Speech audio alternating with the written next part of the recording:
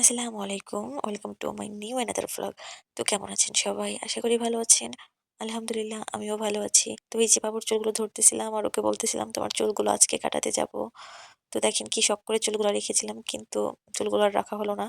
যেহেতু সামার চলে আসতেছে, গরমের আভাসটাও পড়ে গেছে। ওর চুলের মধ্যে দিয়ে প্রচুর ঘামতেছিল, ঘেমে যাচ্ছিল। আর খুব ঠান্ডা লাগতেছিল ঘেমে। ও এমনিতেই প্রচুর ঘামায়।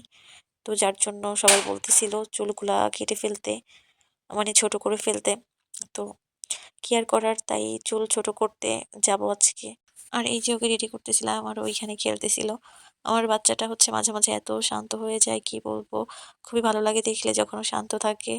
আবার হচ্ছে খারাপও লাগে, আল্লাহ কিছু হলো না কি আমার বাবুটার এত শান্ত হয়ে আছে কেন? তো এই যে হচ্ছে টিভিতে একটা গান চলতেছিল দেখে ও নাচ করতেছিল। আর এই যে ক্যামেরার দিকে তাকিয়েছিল। সবাই একটু মাশাআল্লাহ বলে দিবেন। দেন তারপরে হচ্ছে আমি রেডি হয়ে বাহিরে বের হয়ে গিয়েছিলাম। আর এই যে ও চেয়ারে বসেছিল একটু ওর ভিডিও নিচ্ছিলাম। তারপরেই তো বাড়ির সামনে থেকে গাড়িতে উঠে গেলাম।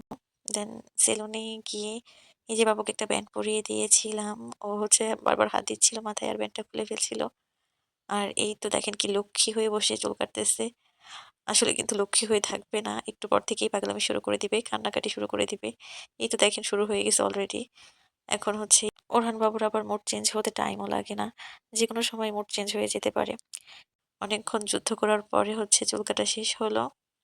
তারপরে এই যে আমরা বাড়ি ফিরতেছিলাম। দেন গাড়িতে করে বাড়িতে চলে আসলাম।